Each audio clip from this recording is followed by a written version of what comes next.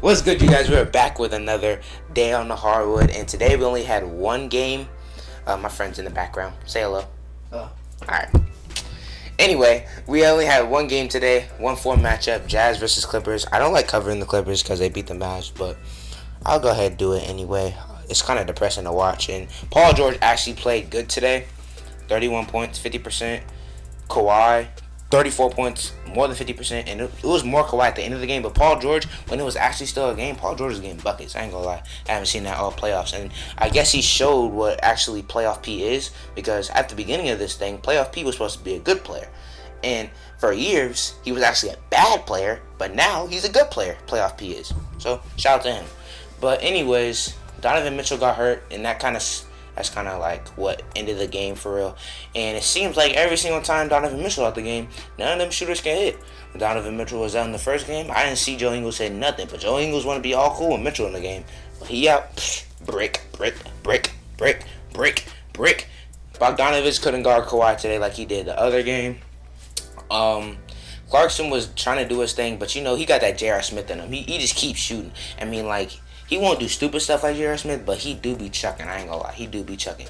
So he gotta kind of get that out of his game when Mitchell was out, because he gotta be like more of a point guard. When Mitchell and Clarkson are in, and Joe Ingles is being like that point guard, he can just shoot and stuff. But like when it's just Clarkson, he gotta be more like a point guard type of thing. And he was not that today. He was just shooting that mug. I ain't gonna lie. But early in the game, it was really Reggie Jackson and Paul George. They had 12 points very early in the game. I was telling my friend that Reggie Jackson's a sharpshooter. He doesn't believe me, but Reggie Jackson is like a shooter, like for real. So he started off 4 for 4 from 3. And yeah, he started off 4 for 4 from 3 because he's a sharpshooter. Good enough to beat the Mavs too. Yeah, shut it. But anyway, he was starting off really, really well, like he's been doing this entire playoffs. He was the best player on the team last game with 29 points, and today he started off really well. I'm not sure if he had that great of the game throughout, but man, to start, he really brought the momentum. Donovan Mitchell and Kawhi Leonard is the big story though. When Kawhi Leonard got on Luka in that third game after torching Patrick Beverley, the non-defender that thinks he's a defender, torching Patrick Beverley for 2 games, they decided to put Kawhi on him permanently and primarily. And even though Luka still scored 30 and 40 some games, it was way harder.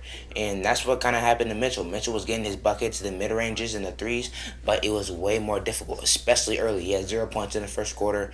I'm not sure what he finished with, and also he didn't play the full game because he was hurt, but when Leonard is on people, it's way harder to guard. And I'm not sure why Lou just starts Leonard on the best player, because then they won't have any great games. And like I'm saying, Luka had great games, but Luka's just different, you know what I'm saying? But also they were mostly inefficient, even though they're at 40.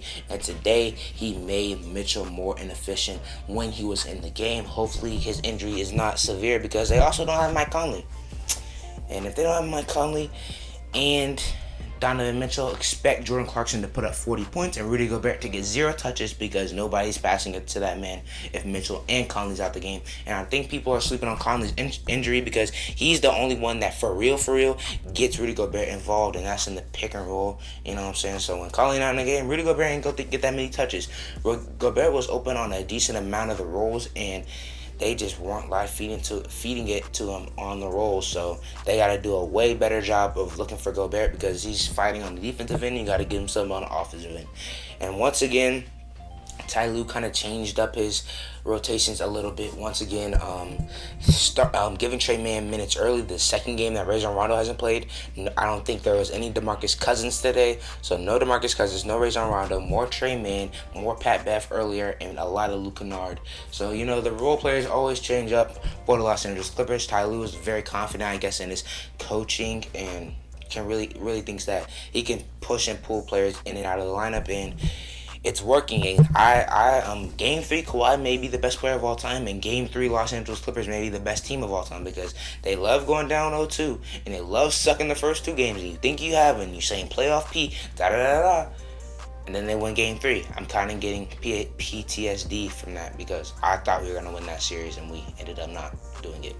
Hopefully that doesn't happen to the Jazz, but that's all I got for you guys today. If you like this type of content, go ahead and sub to the channel, and I'll see you guys next time.